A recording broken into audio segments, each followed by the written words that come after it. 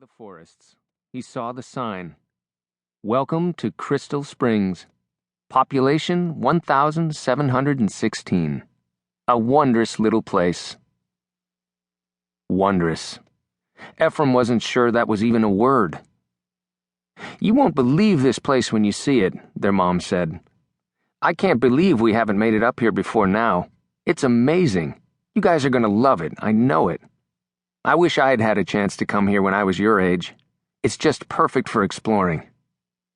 She drove with both hands on the steering wheel, stealing glances at her husband as she drove. And the stories, my goodness, the stories my grandfather used to tell me about his great-uncle, Orlando Appledore. Quite a name, huh? She glanced in the rearview mirror for the response that didn't come. Undaunted, she continued, "He was a hoot, it sounds like. He was always coming up with these crazy inventions like, oh gosh, I can't even remember, something about changing the weather. A cloud buster or something like that." No one was really in the mood to hear the stories of the family, not even Bryn, who usually loved such a thing. A mile or so later, they drove into the main part of town, a church.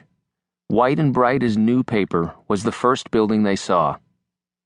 They passed the town hall, a little yellow building with an American flag waving softly out front. The library was a brick box of a building with columns around the front door and a stone lion out front.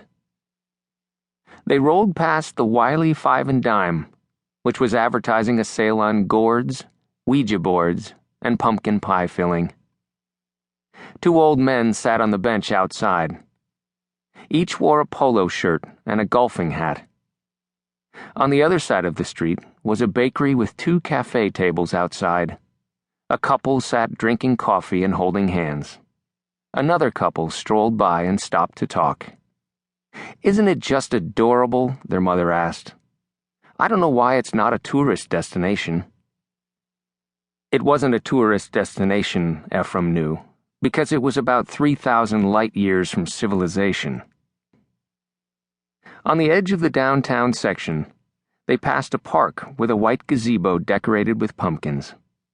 A toddler flew a kite with his father on the edge of the lake, while a group of older boys kicked around a soccer ball.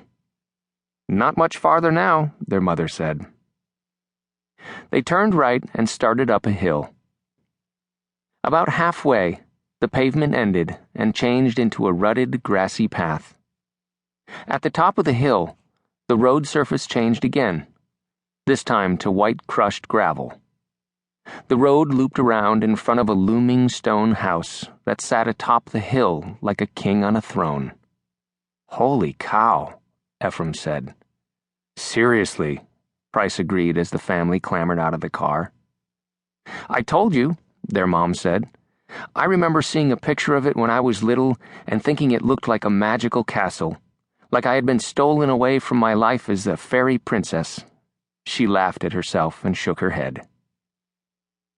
Ivy ran up the walls of the building and dripped down over the doorway, a rounded stone outcropping that protected a large wooden door. There used to be a hotel, too, a resort, really, with a spring-fed spa. There was a whole water bottling business, too. The hotel burned down in the early 1900s, but before that it was one of the grand hotels, and people would come from all over to relax and recuperate. They said the water could heal any illness, but of course that's just the placebo effect at best. She looked a little wistful as she spoke, as if she wished she could forget all her medical training and believe in simple cures. "It looks haunted," Ephraim said. Price elbowed him and both boys looked to their father. He was hollowed out, white and fragile as a shell. It was improbable, impossible, that their strong father, the one who used to swing them sky-high and onto his shoulders, had shriveled.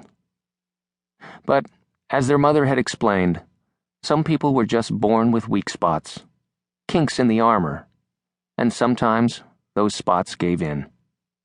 She was a doctor, a cardiac surgeon, and her words had weight, but did not make them feel any better. "I'm going to get your